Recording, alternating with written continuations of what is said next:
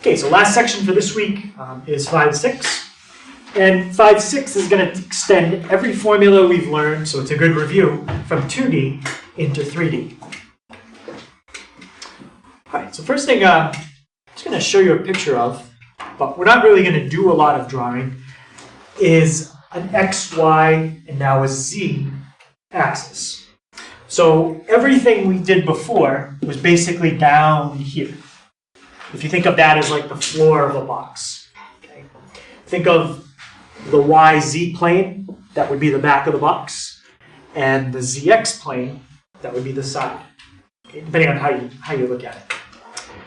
Instead of just staying flat, okay, on the bottom of the box, now we're going to come up off it into the Z plane. And there's a way you can tell which axis goes in which direction, and it's using your right hand. Okay, so this coordinate system that we use is called a right-handed coordinate system. And it's explained on page 354. It says, the right-hand rule states that your index finger points in the direction of the positive x-axis. Your middle finger points in the direction of the positive y-axis. And then your thumb will automatically point in the direction of the positive z-axis. So you can tell, which way it goes.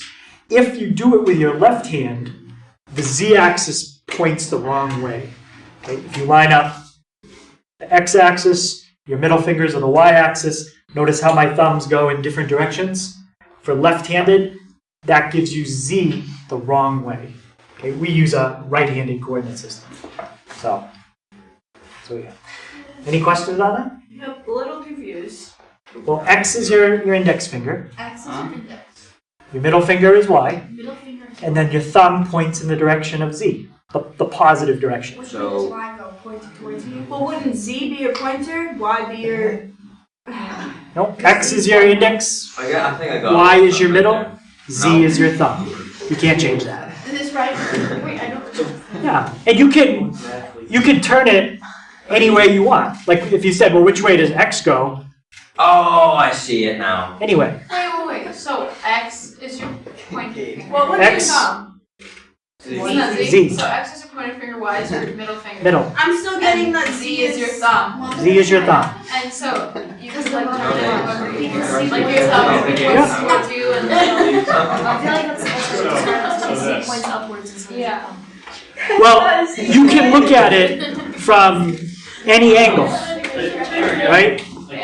So if you're using your right hand, Z doesn't always point up. It depends on how you look at it. So if I said X is towards the door, Y is towards the table pointing down, then Z is going that way. You can spin it any way you want, but that's your index is always X, middle is always Y, thumb is always Z. Okay? And you always use your right hand, not your left. Most of the time, though, we're not going to be sketching. In fact, we're not going to do any sketching of vectors in 3D because that gets a lot more difficult. All right. So what I'm going to basically do is I'm going to show the 2D version of a formula and then extend it to 3D. Right. So in 2D, that's how you find the distance between 2 points. It's really just the Pythagorean theorem. Something squared plus something squared, take the square root. Okay. Finding the distance in between 2 points. So that's the review part. Okay, that's the 2D formula. I'm sure we have that. You should already have it. It was the very first day of class. Yep. So now in 3D, you have an X value, a Y value, and we also have a Z value. Okay, so these are no longer called ordered pairs. You could still call it a coordinate, but if you want to be specific, it's an ordered triple. Okay? Ordered triple, not an ordered pair. So the first ordered triple has x1, y1, and z1 for its parts. P2, the second order triple, is x2, y2, z2. So in 3D, the distance formula is almost the same, except what do you think I would add onto the end? Just Z2 plus minus yeah. 1. Yeah, just a plus z2 minus z1. It's the same thing, you just have to do it one more step. So now the distance is the square root of, So that's for 3D? that's for 3D, yep. Difference in the x's squared, plus the difference in the y squared, plus the difference in the z squared. That's how every formula that we're going to extend from 2D to 3D is going to work today. You just have to add a part on the end. That's it.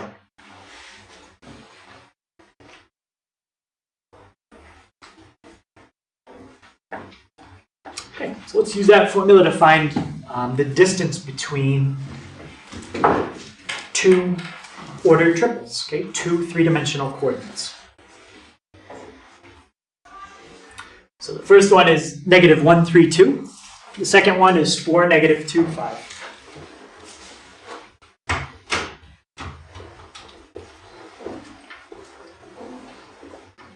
Okay, let's label them first so we know what's x1, y1, and all that stuff.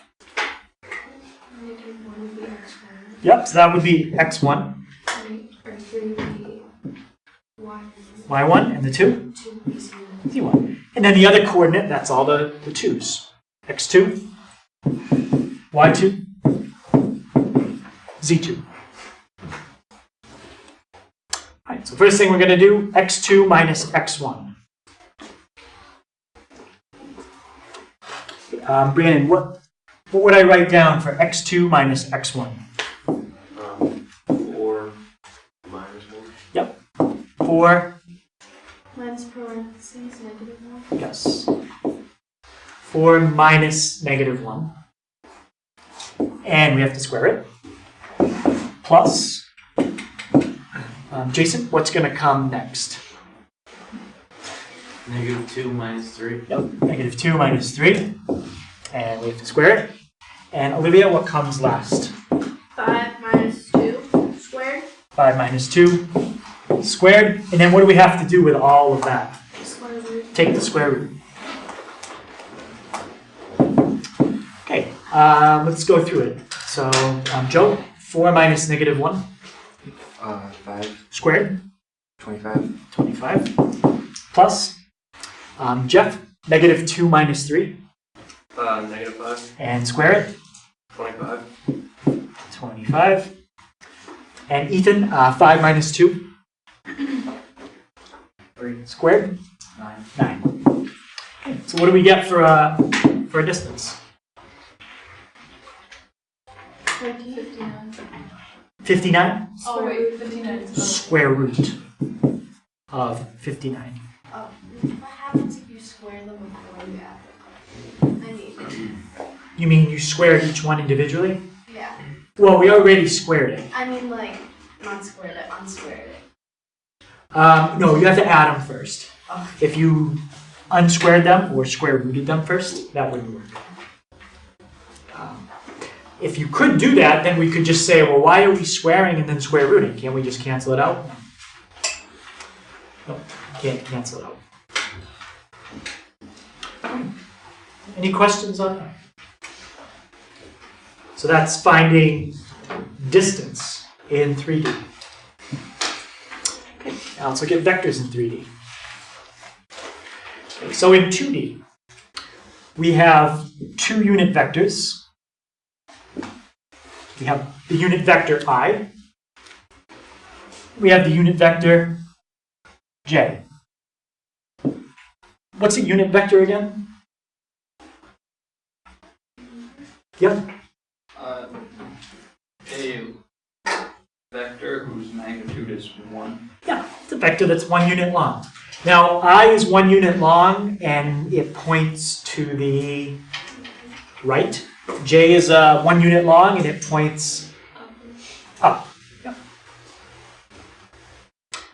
Well, that covers your x-axis and your y-axis, but now we need a unit vector that's 1 unit long that points on the z-axis. I is on the x, J points on the y-axis. So now in 3D, the unit vector for the z-axis is k. And now it's a little tricky to say left, right, up, and down, because in 3D, depends on the perspective and how you draw it. So we'll just say I is the unit vector on the x-axis, j is the unit vector on the y-axis, and k is the unit vector on the z-axis.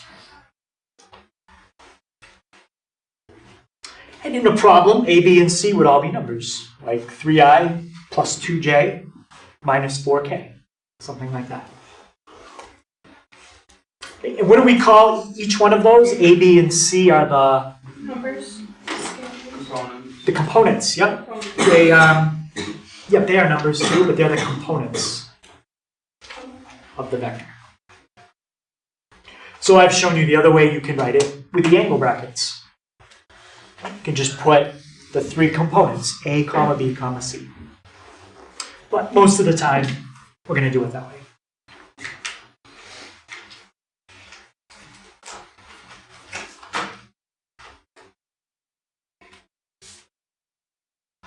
Okay, what's it called if you have a vector where the starting point is at the origin?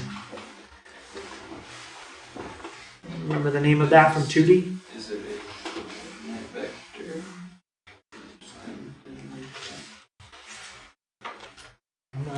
No, not a coordinate. When the initial point is at the origin. What do we call it? Origin vector? That's a good guess, origin vector, but it's they give it a different name.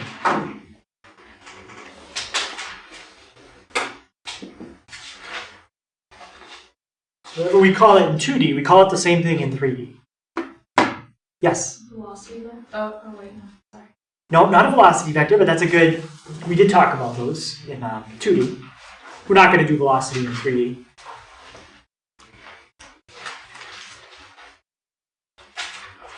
So the very last thing we did on, well actually because we did a section and a half on Monday, it's in the middle of Monday's class. Oh, is it a position vector? A position vector. Yep, very good. So if your initial point is at the origin, it's still called a position vector. You already have that in your notes from Monday. Okay, I'm just reminding you in 3D, we still call it a position vector.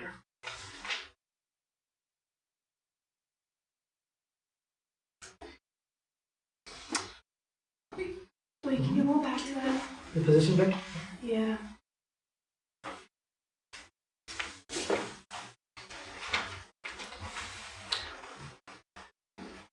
So in order to find a position vector, they have to give you the initial point and the terminal point. Does anybody remember what you do with those two coordinates to find a position vector? You subtract them. Terminal minus initial. Okay, you already have that formula in your notes. That's from Monday, so you don't have to write that again. So P1 is the initial point. P2 is the terminal point. Okay, and on Monday, that's exactly what we wrote. Well, now we're going to extend it to 3D. So each one of these coordinates is going to have a z component. And what do you think I'm going to put on the end of the position vector formula? Z, comma, Z2 minus Z1. Yeah, comma, z2 minus z1. So now, this is the new part. Okay, in 3D, you've got an x, a y, and a z. And the position vector is difference in the x's, comma, difference in the y's, comma, difference in the z's. So if you're going to put formulas on your notes, or from your notes on a review sheet, I would put all the 3D ones. Because to turn the 3D into the 2D, all you really have to do is let the z coordinate be what number? 1, 0, 0. right? If you just make all the z coordinates zeros, you can turn everything I'm doing right now back into 2D.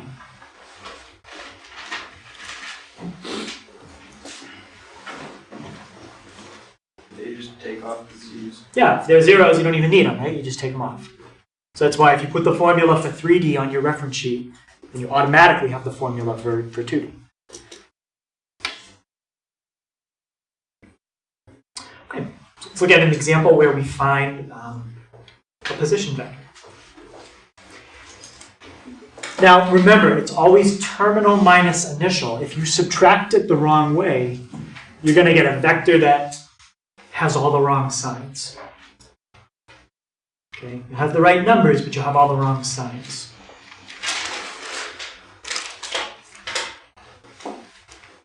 Okay, let's try to find the position vector of that.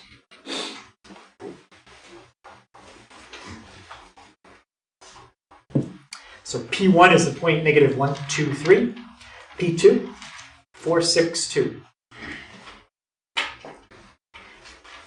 If they don't tell you which one is initial and which one is terminal, always assume the first one, P1, is initial. P2, that's the second one, that's terminal. I got 5, 4, -1. So we've got 4 minus negative 1 becomes 4 plus 1, yep. 6 minus 2 gives me 4, and 2 minus 3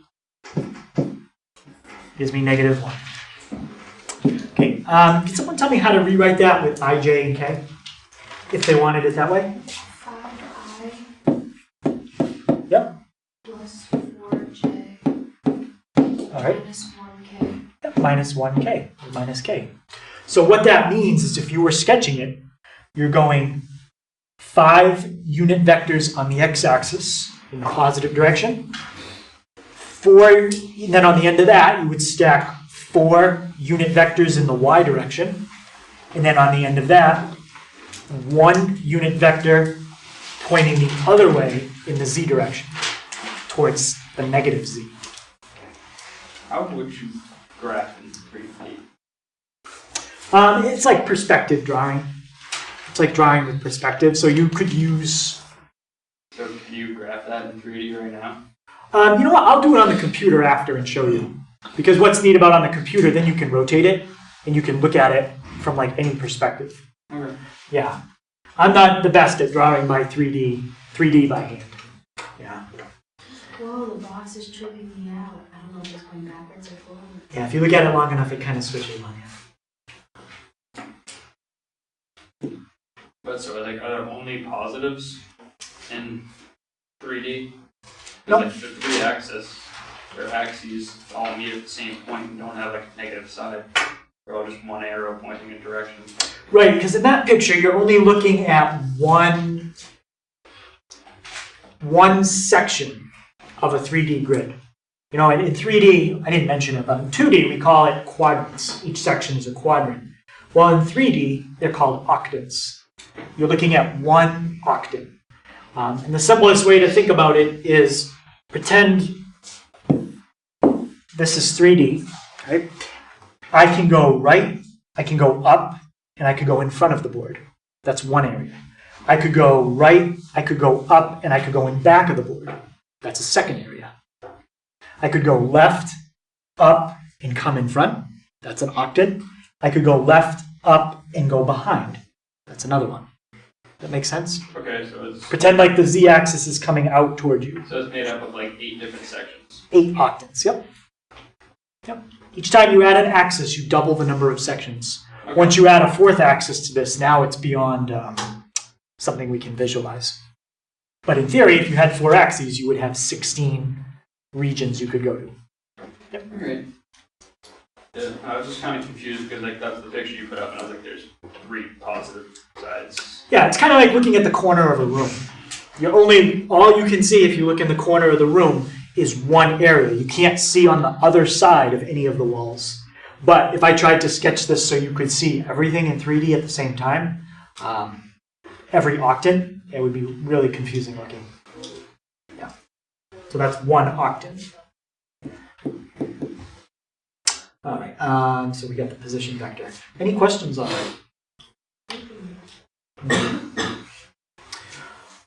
All right, so we're going to look at some formulas now, just like we did in 2D, for adding, subtracting, scaling, and finding the magnitude.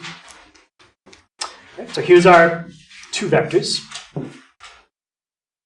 If you want to add the vectors, just add the components. In 2D, you added the x components, you added the y components. Now in 3D, add the z components. And I put plus or minus just to combine addition and subtraction in the same formula.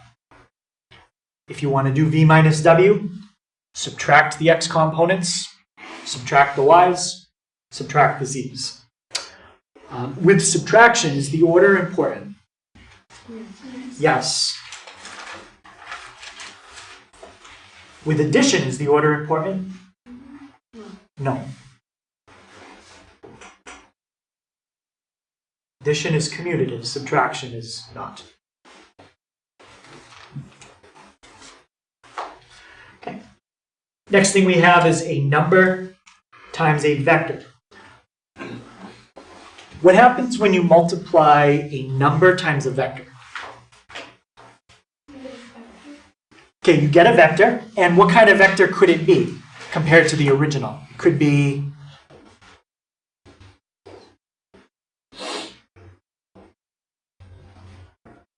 The same. what's that? Same. Could be the same if alpha was 1. Or opposite. Okay, could be pointing in the opposite direction if you multiply by what kind of number? Fraction. Or no, negative. A negative. If you multiply by a -1, we just take the vector and flip it around. So what else can happen? It can point the opposite way. Scale. Scale, and what does that mean? It becomes either larger or smaller Yeah. on a certain. Yeah. So when you scale it, it gets longer or shorter. So in 2D, to scale, multiply the x component by whatever number is in front. Y component by whatever number is in front. And what do you think we have to add to this in 3D? Multiply the z by The z component.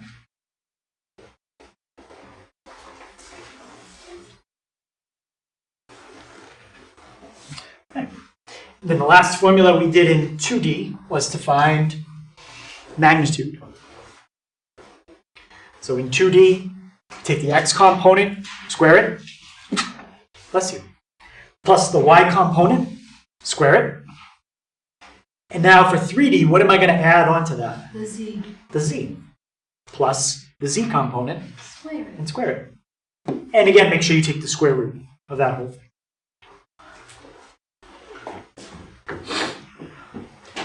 Okay, so we'll try a problem where we'll do two out of, well, maybe we'll do 3 of those. Okay, adding and subtracting are very similar. So we'll probably do one of those, maybe a scaling and a magnitude. Yep.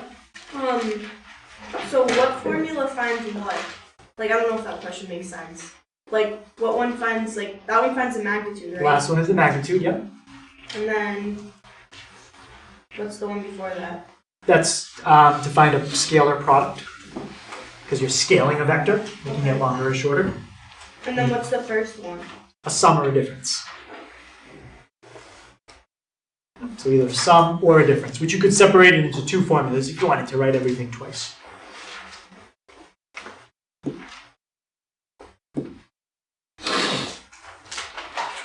So, first problem is a sum. A lot easier to do it this way than to try to sketch it in 3D. But you could. If you had a program or you were really good at drawing, you could draw V, put W on the end of it, and then connect the diagonal. But it would be 3-dimensional. Okay. Can anybody tell me what I will get for the I component when I add these together? Yep. 5i. Yep. 5i. How about the J component? Yep. Minus 1j. Minus 1J. Well, you could just put minus J. And the K component? Plus 3k. Plus 3K. Perfect. If you wanted to write it with the angle brackets, 5, -1, 5, comma -1, comma -3, with the brackets. Okay, so there's the sum. Let's do magnitude.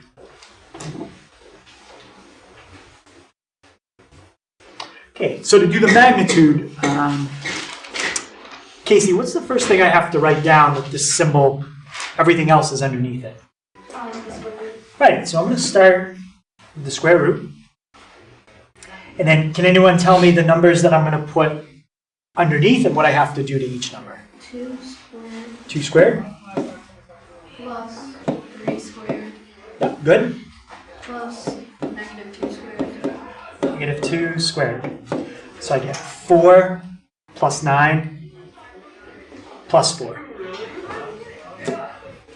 So what's 4 plus 9 plus 4? 17. Square root of 17. Is the square root of 17 a vector or a number? Number. That's a number. Yep. Represents a 3-dimensional distance. How about the one before it? Is that a vector or a number? Vector. That's a vector, a 3D vector. Okay, and let's do a scalar product. Okay, 3W. Okay, so first, can someone just tell me how do you do that? You don't have to tell me the answer. Yep. You multiply 3 and all of the components. Yeah, just triple every component. So you're going to get 9i. 9i minus 12j Yep, plus 15k. plus 15k.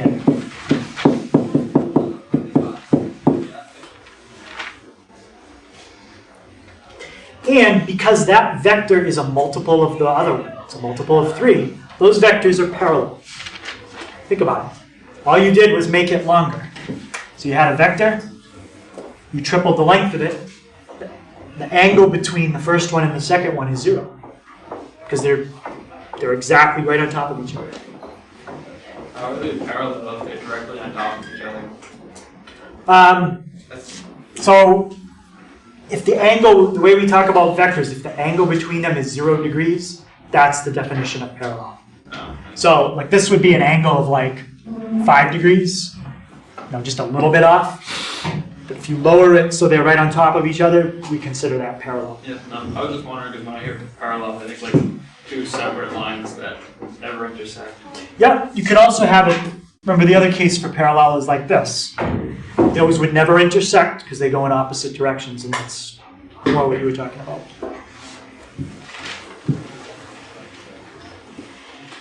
Right, so dot product.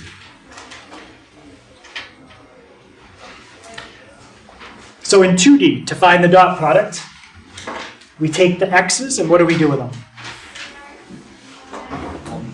Multiply them. Plus The y's multiplied. the y's multiplied. Well, now what are we going to do for 3D? Multiply the z's. We're going to multiply the z's. So multiply the x's, the y's, and the z's, all separate, and then add them up.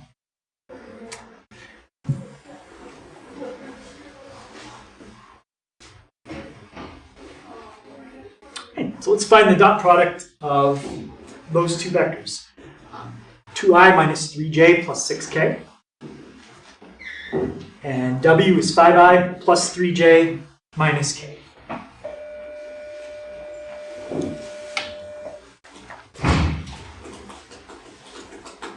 Okay. V dot w. Okay. What's the first, Tyler, what's the first calculation I would do? Careful, it's v dot w. So what should I write first? V, then w. 2 times 5. 2 times 5. Yep. So 2 times 5. Plus, Steph, can you tell me the next two? I'm sorry. For the next part of the dot product. Oh, for the J's? Mhm. I'm sorry, I was doing so, 0. So what did you multiply? 3. Oh, wait, no, sorry. It's not 0. -3 Times times 3. 3. Yep. Plus, and now the last part, Allie? Or, yeah, I'll ask you for the final answer, Kate. 6 and -1. Wait, you're not Allie. I thought you said Kane. I'll get the final answer. Oh, for you. okay. Okay, I got you. All right. So, Allie, can you tell me the last part? Well, not Sally. I mean, Allie, sorry. 6 times negative. Kate, see what you did? That's me. Sorry, you just mess everything up for everyone. I'm sorry. All right, so now, Kate, go ahead and tell me what you get when you multiply each of these. 10 Yep. plus You're not Kate. plus -9. Plus -9, thank you. Okay, so you got 1 left, and then Okay, yeah. What's the last one? you got -6, so you're at -5. So we have 1 minus 6, which is -5. Is that a vector or a number? That is a number. It's just a number. It's the dot product in 3D. Now, what did we use the dot product to do yesterday? Find the vector. What about the vector? The length. The distance. No. Angle. The angle, right? We use the dot product to find the angle. So, angle between two vectors in 3D. And this, I think, is the last thing we did in 2D. So anything else we do after this, which is one more thing, is something we haven't seen before. So this is kind of the end, I think, of the review. Right, so in 3D, Wait, is that a U? V and U, yep. Those are your two vectors. The formula is exactly the same to find the angle between two vectors. The difference is in the parts of the formula. It's a three-dimensional dot product divided by a three-dimensional magnitude times another three-dimensional magnitude. We just practiced finding a 3D dot product. And then on the page before, we did a 3D magnitude. So now we just put it all together. So what I think I'll do is I'll find the angle between the two vectors we just already found the dot product for. Okay, let me make sure I copy them. So 2, -3, 6. Yep. And 5, 3, -1. Yep. Okay, so take the two vectors from the last problem, find the angle. First thing you'd have to find, dot product. We just did it. What did the dot product come out to in the last problem? Negative what? -5. All right. So we've got that. Does everyone have the formula? Oh wait, yeah. Yep, it's the same formula as yesterday, so really you don't need it again. I mean, if you want, you can go. It's the same thing. Length of U. What's 2 squared? 2. And 4, sorry. 4. -3 squared? 9. And 6 squared. So that's the square root of what? Of U. No. I don't know. Square root of 49, which is Yeah. 7. So we got a nice answer. It doesn't really matter because that's not the final answer. We're just using that to eventually get what we want. Now we need the magnitude of V. Okay, that's going to be the square root of what plus what plus what? 2 plus -3 plus 6. Well, square root of. Never mind, I don't know. 5 minus 3 minus 1. What? 5 squared, 25. 25. And then 3 squared, Oh, I read the wrong problem. and then -1 squared. 1. 1. So the length of V? 35. Not 35, but I already wrote it. Square root. Oh. Yeah, just don't forget the square root. Okay, so now fill in our formula and let's see what the angle is. Okay, what trig function does the formula use? Cos. Yep, so you got cosine equals. What goes on top? Negative product. Yep, dot product. And then the bottom? 735. 7 square roots of 35. So is that fraction on the right-hand side, is that the final answer? No. No, what do I have to do to it? Solve it. Inverse cosine. So, inverse cosine of all of that. Okay. And that'll tell us the angle between the vectors. You can do it in radians or degrees. Just check the test. If the directions say use radians, just put it in radians. But I'm going to do degrees.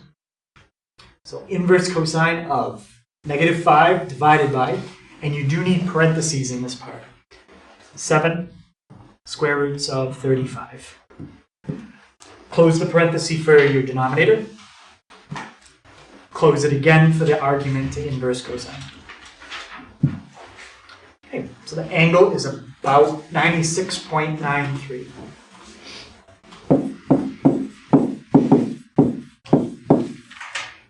Mine says error. And you put all those parentheses in? Oh, You have to be in degrees and you put the parentheses. Watch what happens if you don't. If you leave off that one and that one, it says error. Okay, that's because it's following PEMDAS and it's doing -5 divided by 7 first, and then trying to multiply by the square root of 35, which isn't what you want. before doing the inverse cosine, if you wanted to find the square root of 35 first, could you, or do you just leave it? For accuracy, it's better to leave it, because if you say round the square root of 35 off to like it's 5.9 something. Now you've already rounded part of your answer, and then you're going to round again at the end. It's better to only round once if you can. Okay. Any questions on finding the angle? All right. So everything we've done up until now, you saw earlier in the week in 2D.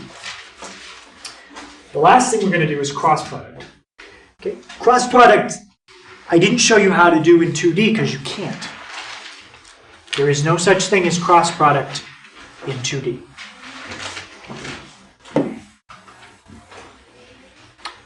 So the cross product is a second way to multiply two vectors. So remember, I said before, if you gave me two vectors and you said, Mr. Hager, can you multiply these two vectors? I'd have to say you got to be more specific. How do you want me to multiply? You want me to do a dot product? Or do you want me to do a cross product? If the vectors you gave me were 2D, two-dimensional, well then it wouldn't be a question. You can only do dot product.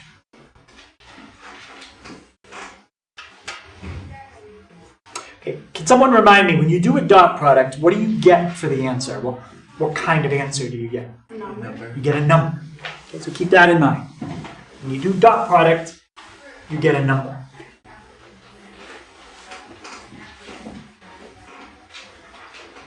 Okay, as I said before, this only applies to 3D vectors.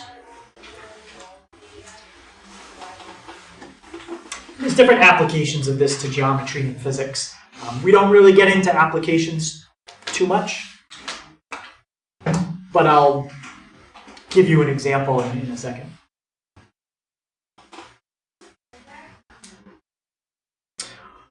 All right, so there's lots of ways to find the cross product, okay, depending on what you already know. I'm going to show you a way that can find the cross product without really having to know anything else. Right? If I tried to show you a way called using determinants, then I'd have to teach you what a determinant is and how to do that. This way, you don't have to understand anything other than this rule to do it. Okay? It's not always the fastest way, but it's the simplest one that I can explain with what you know right now about trig. Saris's rule is a very visual kind of thing. You're gonna draw this out. Okay, and the picture is going to help you to figure it out. So, first of all, you need two vectors. So if you want to find the cross product, that's what we're going to do, V cross W. Make sure you put the little X between the V and the W.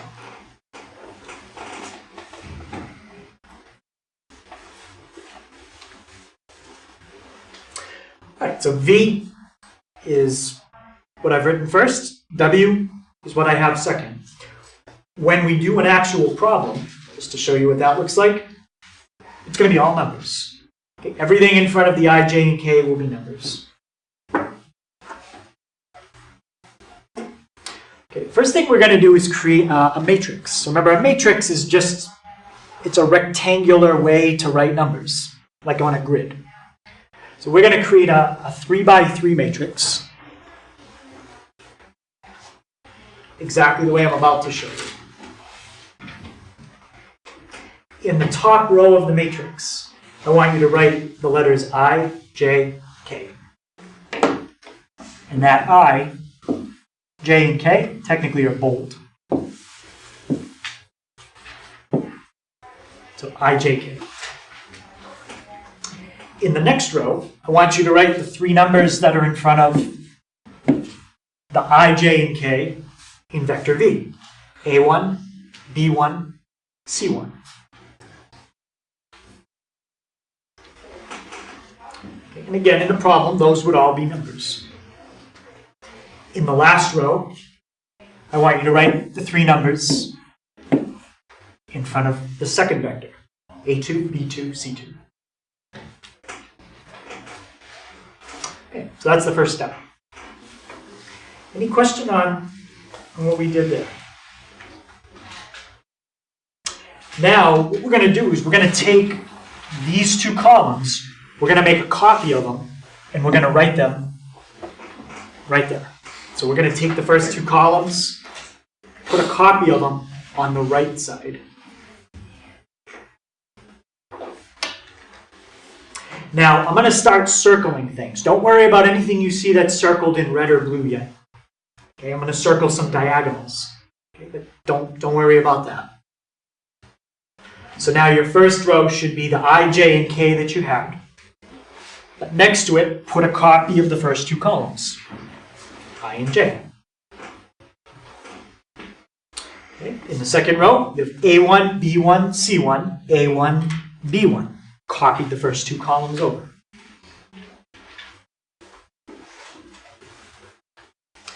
And in the last row, you had A2, B2, and C2. Now put another copy of columns 1 and 2. A2, B2. Okay, so just focus on what's in black. Don't worry about the diagonals that I circled. Wait, what was above that? Just the original. Okay, never mind. And now this is the visual we're going to use to figure out the cross product. We have to look at some things on the diagonals. Okay, but if you create this visual, it makes it very easy to figure out what is on a diagonal. If you try to visualize that in your head, that's going to be kind of hard. Okay, so now the formula for the cross product, okay, using the picture that we just had. I've labeled the diagonals red 1, red 2, red 3, blue 1, blue 2, blue 3. You don't have to name them that way. It's just a way for me to describe which one I'm talking about. Otherwise, it would be confusing to say which one. So look at red 1. You're going to take everything in red 1 and multiply it together. Product of everything in red 1. Plus, you're going to add something to it. You're going to take everything in red 2.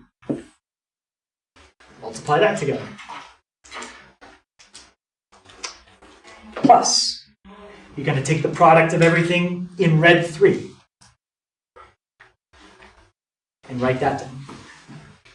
Now remember, everything here is mostly going to be numbers. The only row that's not is the very top row. So multiply red 1, write it down. Plus red 2, Write it down. Red 3. Write it down.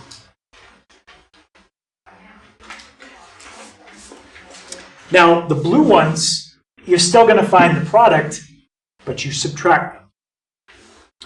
Subtract blue 1, the product. Subtract the product of blue 2. And subtract the product of blue 3. Okay, seems like a lot of letters, and again, it is right now, but it's all going to be numbers very soon.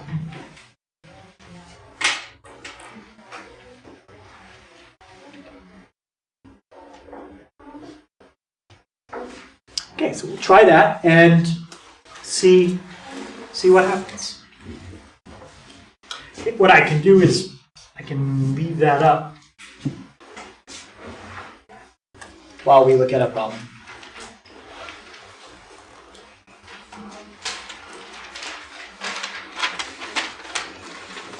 What is this to solve? This is to find The cross product? the cross product. Yep. Okay.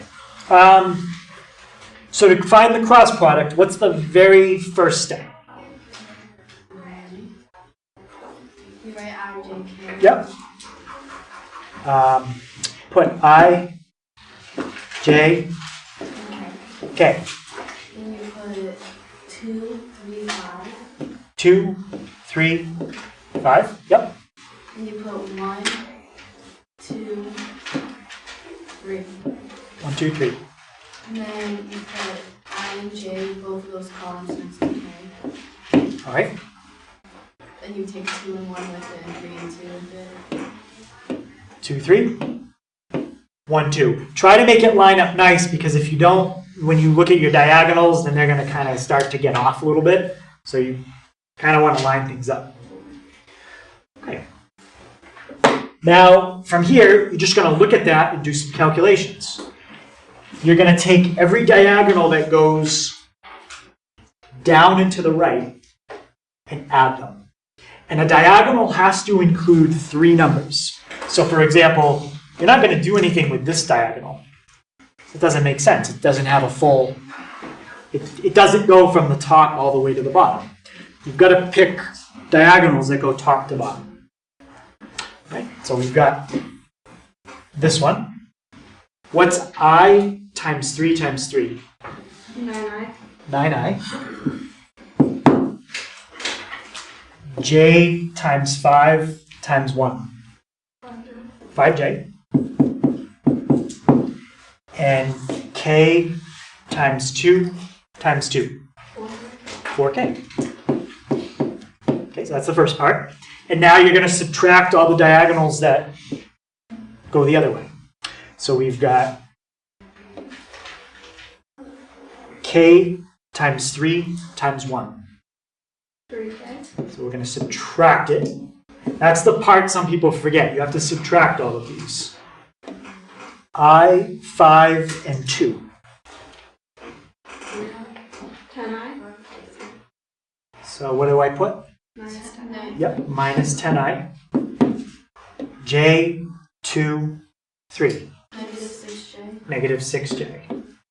Now, do you have any like terms there? Yeah. Yeah. Combine what you can, and that's your final answer. Okay, so when I combine all the i's, what do I get?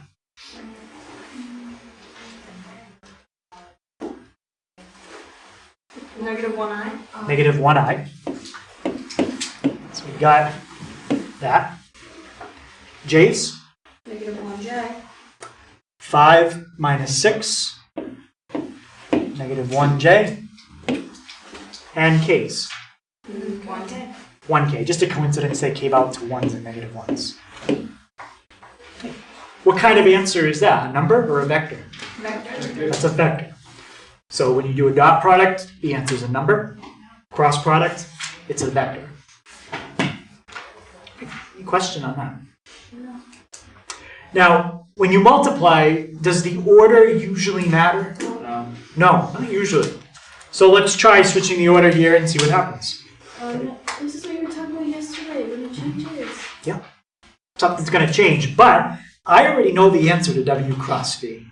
If I know V cross W, I can just look at that and automatically tell you the answer to the other one. And after we do this example, you'll know the trick to do it.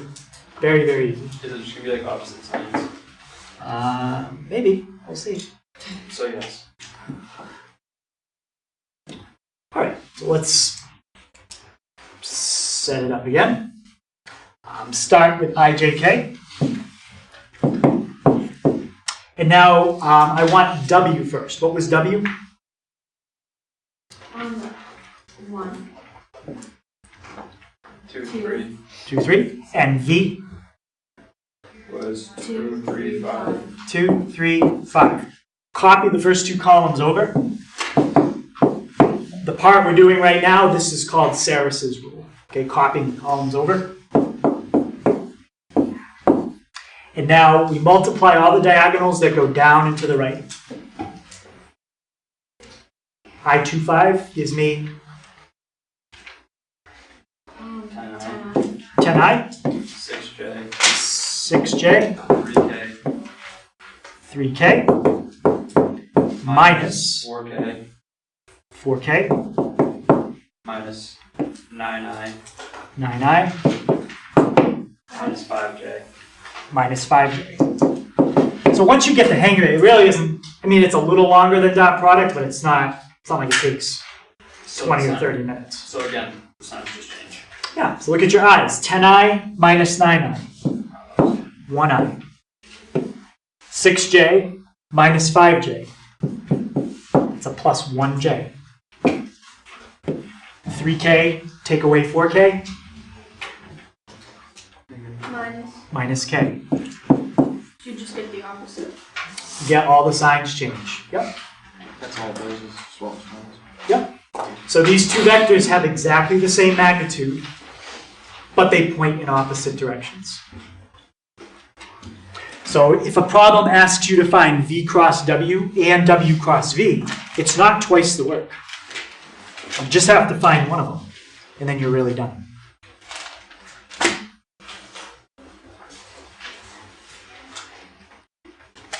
Any question before we look at the last thing with the cross product? Okay, I want to look at, where is it? I want to find the angle between one of the original vectors and the cross product. Let's do V cross W. Okay, so let's take the vector negative I, negative j, k. And let's pick vector V, 2I, 3j, 5k.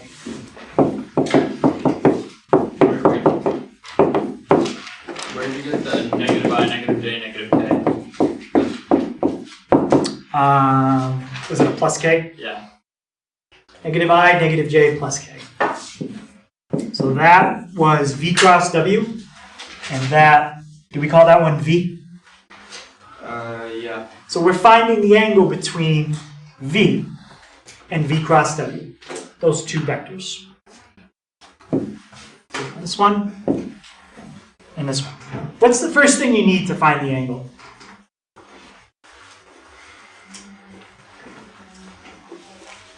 First thing in the top of the formula.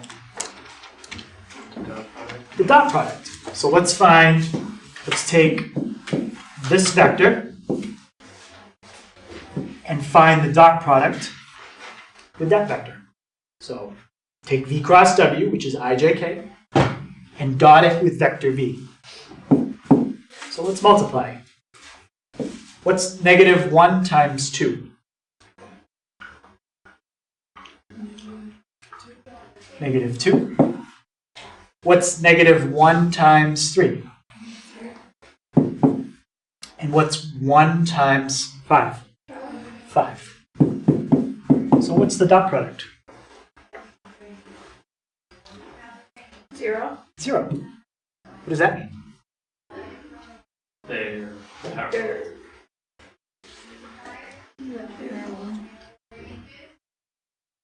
If the dot product is 0, that means something. They're perpendicular. So Zero is parallel. I'm not saying the angle between them is 0, I'm saying the dot product is 0. Oh, So because the dot product is 0, the angle between them is 90. Those are perpendicular. So the cross product and one of the original vectors was perpendicular. Let's check the other one. Let's take the same vector we just had, the cross product, and let's check it with the other original vector. So now we're finding the angle between the cross product and W. We just did the cross product and V. Okay, I need to copy. Can someone remind me what was W? 1, Yep. 2, 3. 1, 2, 3.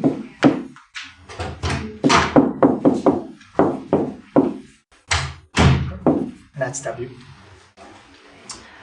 All right. So dot product. -1 times 1. -1. -1. -1 times 2. -2. -2. 1 times 3. 3. What's the dot product there? 0. 0. So what does that mean? That's perpendicular. They're perpendicular. And that's not a coincidence. That always happens. When you find the cross product, the answer is a vector. But it's a special vector. It's a vector that's automatically perpendicular to the other two. Always. the cross product is always perpendicular. Yes. The cross product is always perpendicular to the two vectors that created it. Always. Yep. So the cross product creates a vector perpendicular to the original two.